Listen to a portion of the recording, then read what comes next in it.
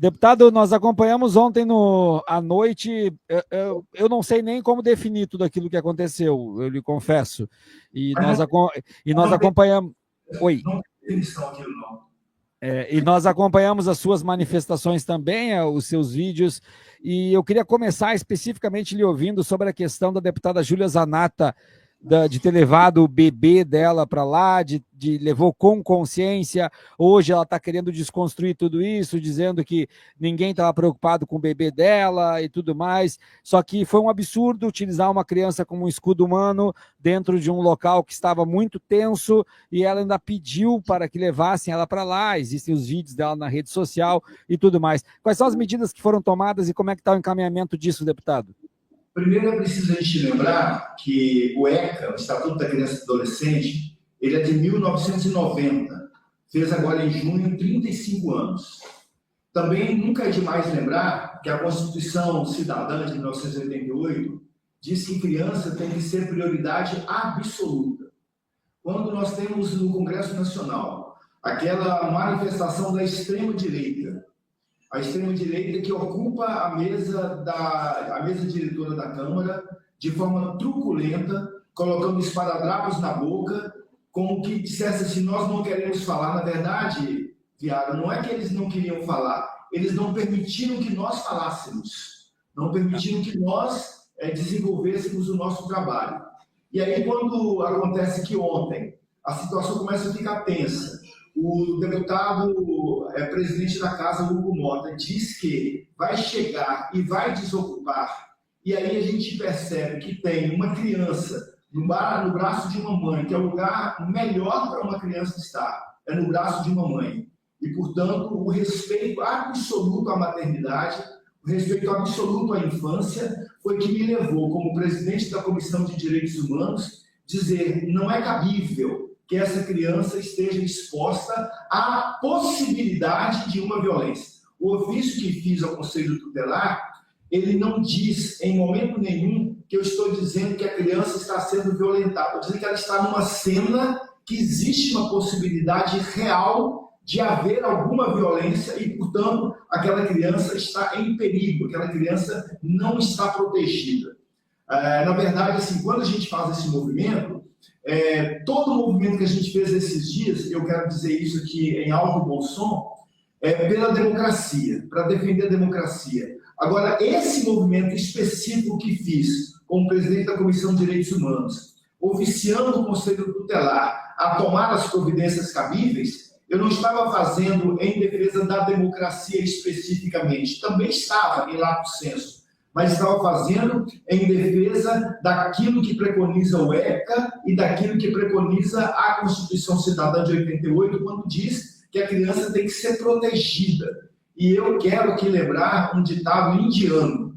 O ditado indiano diz assim, para se educar e para cuidar de uma criança, não basta a sua família, é preciso de toda uma aldeia. Então, a Comissão de Direitos Humanos, ela não poderia prevaricar. Nós tínhamos a obrigação, uma decisão colegiada de alguns companheiros da Comissão de Direitos Humanos, para a gente avançar com esse pedido ao Conselho Tutelar, para garantir exatamente a dignidade e também a segurança daquela criança que estava ali na mesa diretora, que para nós era um lugar inadequado para ela. Deputado, ficou bem claro quando a gente analisa as manifestações da deputada na rede social, que primeiro, ela estava em casa, foi chamada e decidiu ir e levar a criança junto. Primeiramente isso. Segundo, está bem claro que ela estava num ambiente dentro da Câmara que era longe do tumulto e ela teve a possibilidade de escolher não ir lá para a mesa e ela escolheu ir para a mesa e sentar na cadeira com o filho. Agora ela começa a dizer que outras deputadas, em outras circunstâncias, levam seus filhos e ninguém fala nada. Para mim está bem claro que os próprios registros que ela mostra de outras deputadas não são situações em que a criança está colocada em risco ou colocada como um escudo humano. Teve alguma repercussão por parte da deputada no dia de hoje de enfrentamento ao senhor ou aos deputados de esquerda? Ela tentou, de alguma forma, criar algum tipo de enfrentamento? Ela anda dizendo que, na verdade, a criança dela foi desrespeitada. É exatamente o contrário. Sim. Se algo diz respeito, não foi por nossa parte. É bom a gente lembrar, e eu disse isso aqui no início da minha primeira fala, que o melhor lugar para uma criança estar é ao lado da sua família. Portanto, ninguém defende que uma criança seja tirada da sua mãe, de maneira nenhuma. Nós defendemos que o melhor lugar para uma criança estar, conforme diz a música, o melhor lugar do mundo é dentro de um abraço, e se esse abraço é de mãe, melhor ainda. Portanto, quando ela faz comparações, ao dizer, por exemplo, que outras deputadas levaram seus filhos ao plenário, essas deputadas fizeram muito bem, porque é o locus de trabalho delas, e em algum momento elas levam um filho, até para um filho ou uma filha, e começar a entender e participar da vida da própria mãe. É o caso, por exemplo, da deputada Sâmbia, que levou o seu filho, em alguns momentos, à Câmara Federal. É o caso da deputada Thalíria Petroni, que em algum momento levou a sua filha ao plenário. É o caso de uma outra deputada da extrema-direita, a quem respeito muito, que é a deputada Cristonieto, que também já levou o seu bebê à Câmara, e em momento nenhum isso foi questionado, porque não trazia nenhum perigo de que a criança sofresse alguma agressão, alguma violência. De maneira nenhuma. Essas deputadas que cito levaram e estão muito corretas.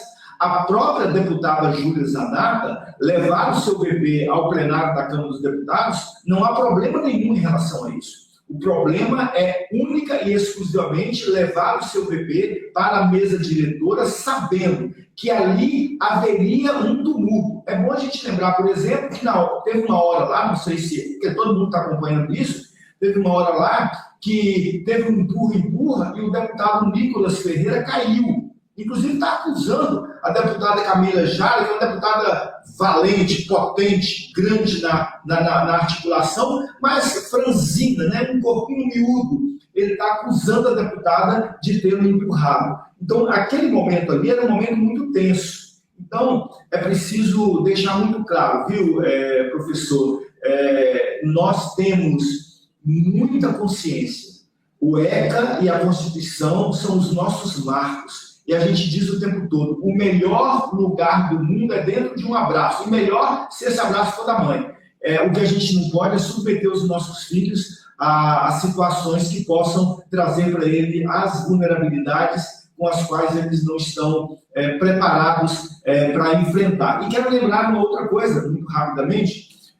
Eu trabalhei aqui no Rio de Janeiro, eu sempre trabalhei com direitos humanos, com população em situação de rua, e aqui no Rio de Janeiro nós tínhamos um projeto chamado Elos, que era uma casa que acolhia mulheres em situação de rua com seus bebês, porque existia uma época em que algumas crianças ficavam sendo tiradas de suas mães porque viviam em vulnerabilidade, viviam nas ruas. E aí a gente criou esse projeto, o projeto Casa Elos, onde as mães se reuniam com seus bebês e elas geriam aquela própria casa e havia uma convivência entre muitas mães. Por que eu estou contando esse caso? Estou contando esse caso porque eu quero compreender que algumas pessoas podem daqui a pouquinho dizer assim, quer dizer que o deputado Raymond está defendendo que a criança seja tirada da mãe. Uma criança, por exemplo, filha de uma moradora em situação de rua, não pode estar com seu bebê na rua porque ali é um lugar vulnerável. Mas essa mãe não tem escolha. A deputada, professor,